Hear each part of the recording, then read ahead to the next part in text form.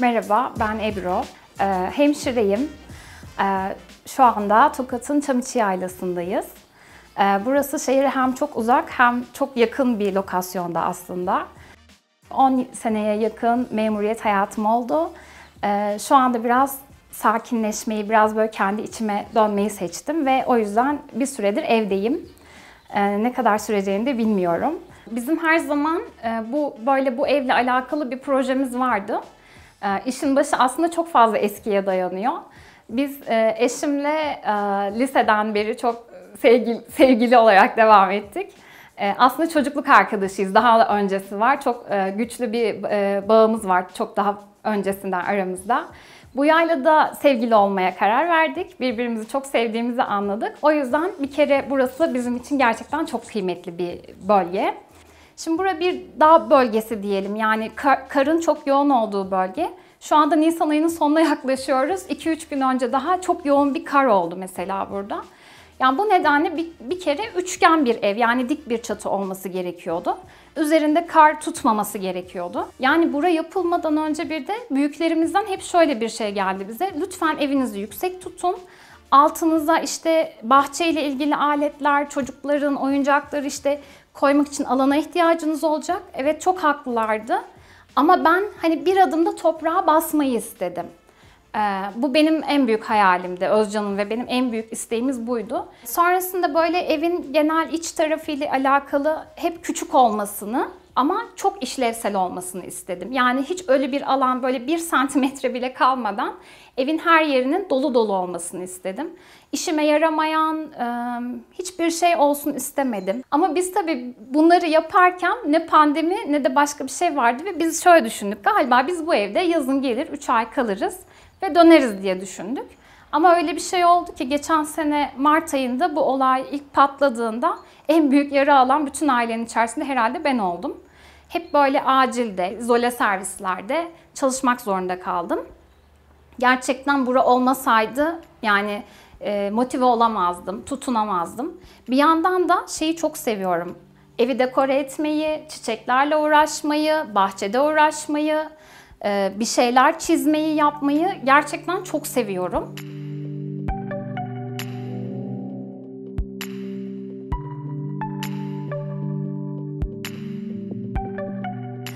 Biz Özcan'la bunun hayalini daha lisedeyken falan böyle o üçgen, daha İskandinav evler falan çok hoşumuza gidiyordu kuzey ülkelerindeki. Bir de benim üniversitede çok fazla yabancı arkadaşım vardı. Öyle bir ortamımız vardı. Zaten hepimiz şu anda dünyanın bir yerindeyiz. Hepimiz böyle bu hayalini Özcan'la ben böyle paylaştığımız zaman, yaylayı paylaştığımız zaman, anlattığımız zaman onlara çok hoşlarına gidiyordu, çok dikkatlerini çekiyordu. Daha evin yapım aşamasında bir blog gibi açmak istedim, Instagram açmak istedim. Her gün fotoğraf çektim. İşte evin gelişimini görmek istedim. Her gün bir değişimini yaşadığını evin. Yani ben de buna şahit olmak istedim.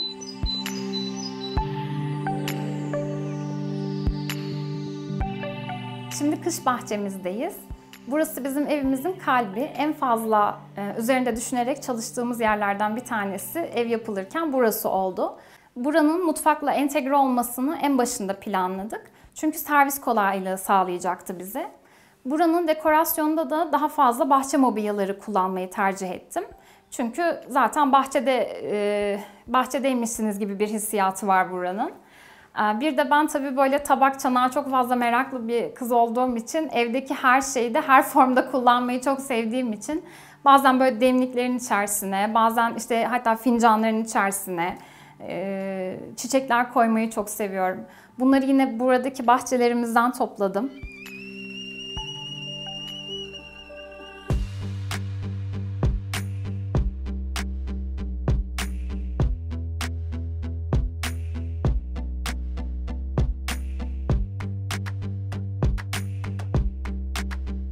Şimdi mutfağımızdayız.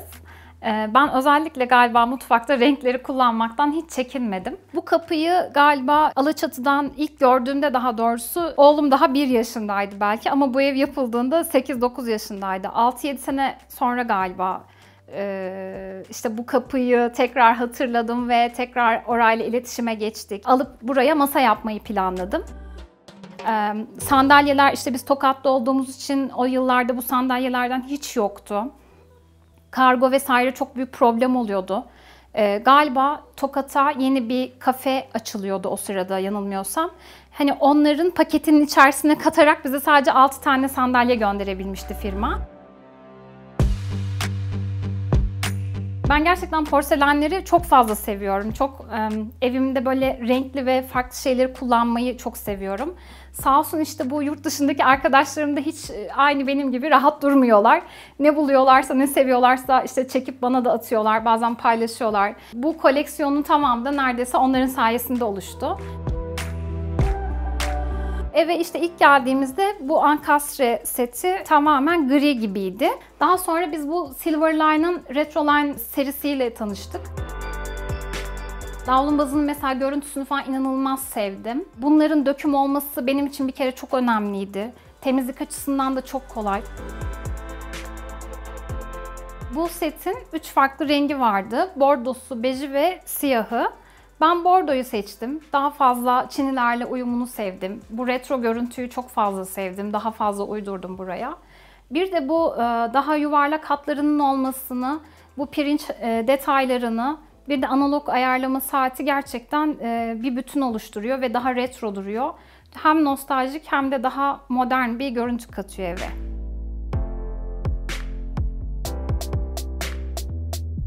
Burada minik minik böyle bir Spice Village var. Bunları tek tek Amerika'dan toplayan bir arkadaşım var. Onu da böyle fırsat buldukça ondan alıyorum. Birkaç parçası kaldı galiba tamamlanmayan. Buzdolabı ilk geldiğinde bu da griydi galiba. Yani rengini bile hatırlamıyorum çünkü o kadar nefret etmiştim ki. Sonra kaplatmaya karar vermiştim ben. Ama onu da kaplayacak, böyle düzgün yapacak çok fazla insan yoktu. Yine bu da bana Özcan'ın sürprizi oldu. Bir sabah böyle nöbetten geldim. İşte dolap turuncu olmuş. Çok mutlu olmuştum. Bu çiçekleri de yine bahçeden topladım. Biz kamp yapmayı çok seviyoruz. Eşimle beraber çocukları alıp sürekli bir yerlere taşınıyoruz hafta sonları yaz geldiği zaman. Çok yakında çok güzel koylar var Karadeniz'de. Bu Perşembe tarafı diyoruz biz. İşte Ordu, Bolaman, Eski Yolu. O alt tarafta muhteşem koylar var aslında. Oralarda böyle bir gece, 2 gece işte çadırımızda konakladığımız zaman muhakkak yanımızda işte tabaklarımız, bardaklarımız oluyor. Bunları özellikle kamp için aldım. Melamin oldukları için hem sağlıklı melaminler aslında hem de çok fazla renkleri, çeşitleri olması zaten en çok beni çeken şey oldu.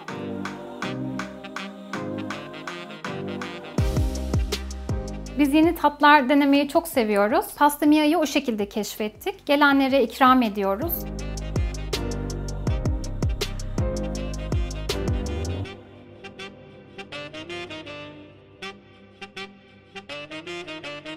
Instagram'da tabii böyle biraz aktif olduğum için sürekli kendimi işte çekmem gerekiyor. Ufak kahveler, değişik bir şeyler hazırlarken muhakkak bir üçüncü el gerekiyordu bana sürekli. Araştırırken böyle bir mutfak tezgahına da kolay entegre edilebilen bir işte ışık ve şurada telefon tutucu özelliği olan bir şey var. Bunu çok seviyorum. Hem çok minik hem de benim burada çok işimi görüyor gerçekten. Mutfak ve salon bir arada aslında biz beraber kullanmak istedik. Burayı böyle çok fazla hareketli olunca oranı biraz daha sade tutmaya çalıştık. Jüt bir halı kullanmayı tercih ettim. Ve orada biz böyle bir dekorasyon amaçlı bir şömine yaptık ama çok fazla kullanmıyoruz.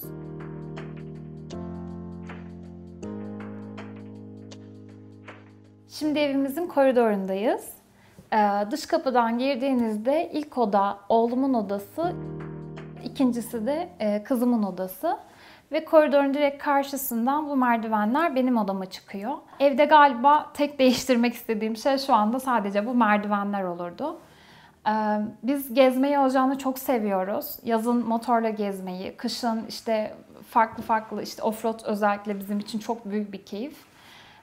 O yüzden böyle gittiğimiz yerlerde işte arkadaşlarımızla oranın kültürüne ait ne varsa el sanatçılarını dolaşmayı, el işçiliği yapan daha doğrusu sanatçıları dolaşmayı çok seviyoruz.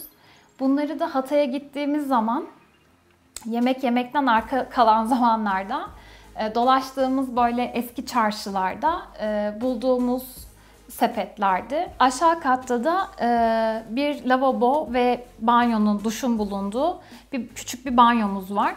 Biz burayı da yaparken biraz daha çocukları düşündük. Geniş bir kase lavabo kullandık. Biraz onlar sıçratarak dikkatsiz yıkadıkları için. Bir de alttaki oraya ben uygun bir dolap bulamamıştım o zaman da. Çok böyle içime sinen bir şey olmamıştı.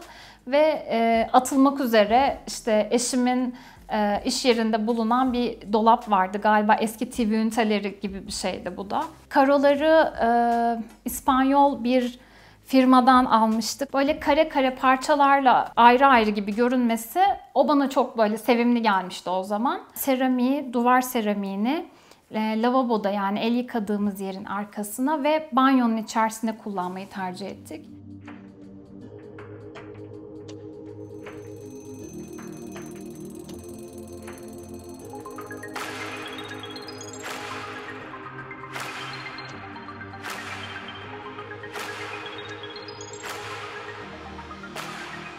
Şimdi Luna'nın odasındayız. Burası aslında hem Luna'nın uyuduğu bir oda hem de bizim için oyun odası tamamen. Abimiz 10 yaşında olduğu için o biraz daha böyle ders çalışmaya, kitap okumaya, daha sessiz bir oda istiyor. Ama oyun oynarken de bir arada oldukları için Atlas'ın oyuncaklarını da yine bu odaya taşıdık. Ve burada beraber oyun oynuyorlar. Burada biz Luna için Misya Home'dan çok güzel bir halı böyle bunu gördüğüm zaman tam Luna'ya göre demiştim gerçekten. Oyun oynarken de çok keyifli oynuyor bunun üzerinde. Bir de temizliği çok kolay.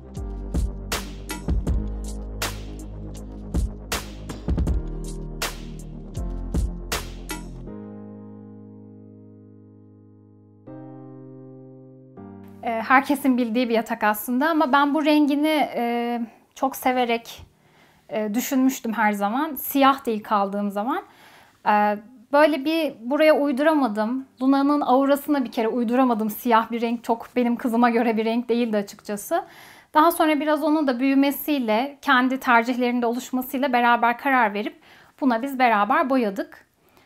Burada gördüğünüz hasır ne varsa, buradaki aynalar, aksesuarlar, avizemiz ne varsa bu kanguru anne ve bebek dışında geri kalan hepsi Rainbow Lal diye bir marka var. Burada işte çok güzel bir uyku arkadaşı var. Bunu da yine Hollanda'da yaşayan bir arkadaşım var. Ablasını ördürüp yollatmıştı. Bu da yani Luna'nın çok kıymetlisi oldu. Benim için de zaten manevi olarak anlamı çok fazla. Perdelerini, buradaki bu detay olan nevresimi tamamen Ayşenur teyzesine yaptırmış olduk. O da Niksar'ın aslında yerel olan nasıl diyeyim esnaflarından birisi.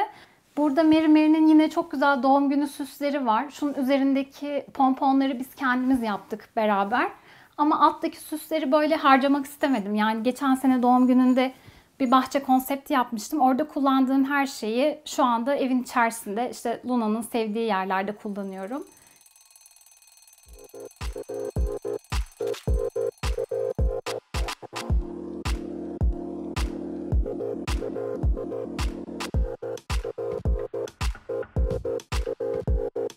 Burası bizim yatak odamız. Burada gördüğünüz bütün mobilyalar aslında bir anda olmadı hiçbir şey. Hepsi zaman içerisinde ve çok yavaş yavaş düşünerek birçok şeyi bir araya getirdik. En başta hatta bu ev bile yokken şu kilimle başladı aslında her şey. Belki de bu halının üzerine bu ev yaratıldı öyle düşünüyorum. Evin çelik olması dolayısıyla tavanda bazı böyle profiller var. İşte Özcan şey demişti, bunları kapatmak ister misin? Tamamen işte yok edebiliriz. Galiba karton PR tarzı bir şeyler uygulanıyor. Ama ben bunları böyle görmeyi çok seviyorum. Yani bu formda bir şey olmasaydı tavanda belki ben böyle bir şeyler uyduracaktım. çatının altında kalacak şekilde gömme gibi böyle bir gardırop planladım. Bu da ev yapılırken, yani projede en başında yaptığım şeylerden bir tanesiydi. Ama bence bu odadaki en güzel şeylerden bir tanesi kesinlikle mobilyaları. Bu mobilyaların tamamını Faslı ustalar ellerinde oyarak yapmışlar ve bu da tamamen el boyamasıydı. Ben sipariş verdiğimde bayağı uzun zaman beklemiştim ve beklediğime kesinlikle değdi. Aydınlatmaların daha modern ve sade bir şey olması gerekiyordu. Tam böyle aradığım şeydi aslında. Hani çok böyle iddialı olmayan sade bir şey. Ama aydınlatma olarak bir araya getirmek biraz zordu bizim için. Sonra bir elektrikçi ustadan yardım alarak bu 3 tane ayrı duy takıldı. Ve bunu biz böyle birleştirerek üçlü bir avizemsi bir şey yapmaya çalıştık kendimizce. Aslında çok ekonomik ve çok sevimli bir çözüm oldu bu oda için. Tuvalet banyo kısmında diğer çamaşır odası gibi olan kısım tamamen benim depo bölümüm aslında. Çamaşır ve kurutma makinesi kapalı bir alanda. Şu anda onları da görmekten hoşlanmıyorum.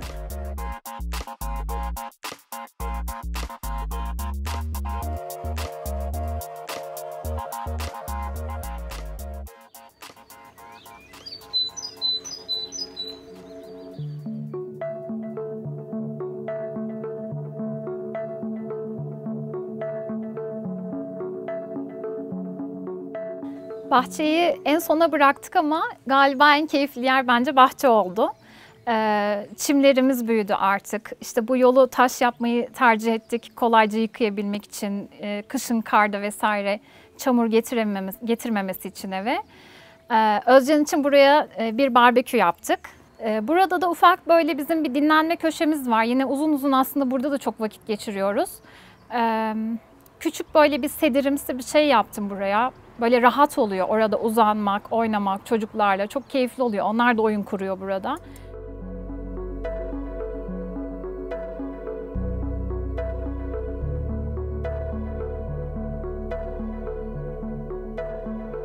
Bahçede bir şeyler yemek, bir şeyler içmek, sohbet etmek, müzik dinlemek her şey çok keyifli oluyor. Bizi izlediğiniz için teşekkür ederiz. Daire ekibine geldiği için teşekkür ediyorum. Çokça sevgiler bizden.